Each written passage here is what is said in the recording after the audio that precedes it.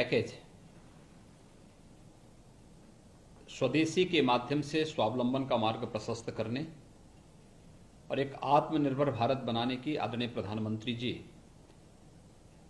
की भावनाओं के अनुरूप ही पीएम पैकेज के माध्यम से इन 4 जो माननीय वित्त मंत्री जी ने 4 अलग अलग दिन पैकेज घोषित किए हैं, ये सचमुच उन संकल्पों को पूरा करता है जिस देश के गांव के लिए, गरीब के लिए, किसान के लिए, नागरिक के लिए और प्रत्येक नागरिक तक शासन की सुविधाओं को पहुंचाने, उनके स्वावलंबन और आत्मनिर्भर का मार्ग प्रशस्त करता है। आज जो चौथे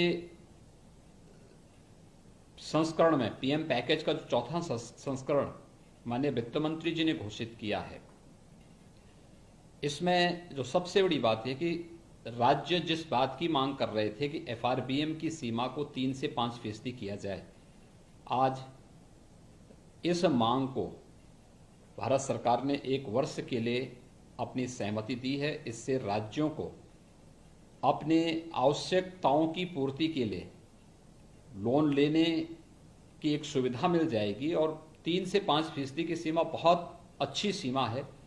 मुझे विश्वास है कि सभी राज्य, कमोबेश सभी राज्य इसकी मांग करते रहे थे। मैं इसके लिए आदरणीय प्रधानमंत्री जी का हृदय से आभार व्यक्त करता हूं और माननीय वित्त मंत्री जी को धन्यवाद देता हूं इस घोषणा के लिए।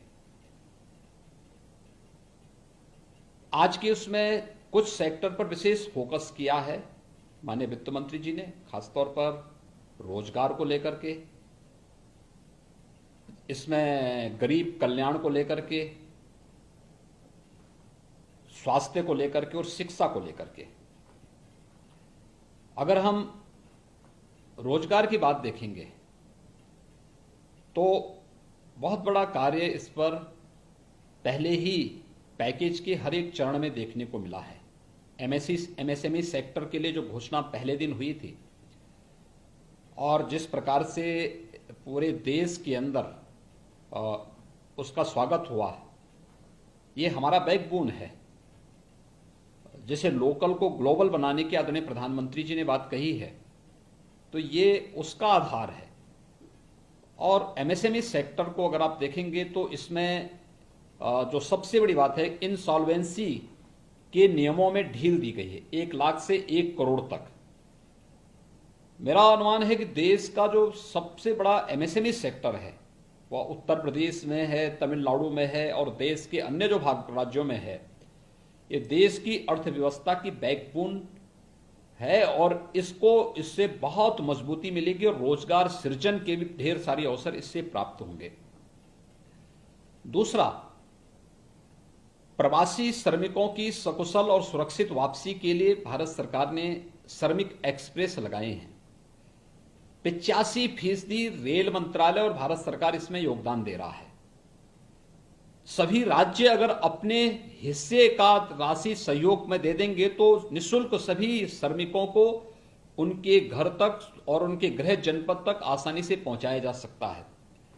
उत्तर प्रदेश में अब तक 475 से अधिक श्रमिक एक्सप्रेस गाड़ियां यहां आई हैं उत्तर प्रदेश में, जिसमें 6 लाख से अधिक प्रवासी श्रमिकों को अकेले हम उत्तर प्रदेश में इन जो श्रमिक एक्सप्रेस लगी हैं इनके माध्यम से सुरक्षित उनके गृह जनपद तक क्वारंटाइन सेंटर में पहुंचाने की व्यवस्था इसके माध्यम से किए हैं। लेकिन इन प्रवासी श्रमिकों के बारे में भी जो व्यापक कार्य योजना घोषित हुई है, एक पहले पैकेज में प्रधानमंत्री गरीब कल्याण पैकेज में प्रधानमंत्री जी ने 1,70,000 करोड़ रुपए की जो घोषणा की थी, इसमें हर एक यानी देश के 80 करोड़ लोगों को फ्री में राशन देने की व्यवस्था। और मुझे प्रसन्नता है कि उत्तर प्रदेश में हम लोगों ने अब तक 18 करोड़ लोगों को हर बार यानी तीसरी बार हम फ्री में राशन उपलब्ध करवा चुके हैं। और ये फ्री में राशन प्रदेश के अंदर हर एक व्यक्ति को उपलब्ध हो चुका है। कोई व्यक्ति ये नहीं कह सकता कि हमें राशन नहीं मिल रहा है। इसके अलावा प्रदेश के अंदर रोजगार सृजन की दृष्टि से भी जो कार्य प्रारंभ हुए हैं, इसमें एमएसएमई सेक्टर में बहुत बड़ा कार्य हुआ है। यहां पे जो उद्योग बंद थे उनको प्रारंभ करके उसमें कार्य प्रारंभ हुआ है, उसके माध्यम से बहुत सारे लोगों को रोजगार यहां उपलब्ध हुआ है।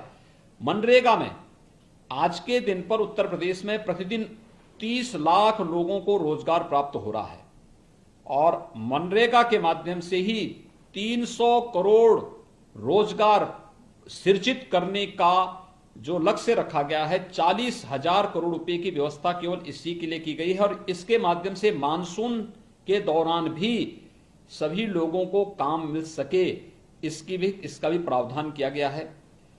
प्रवासी श्रमिकों के लिए भी कुछ सहयोग देने के लिए भी इसमें व्यवस्था की गई है।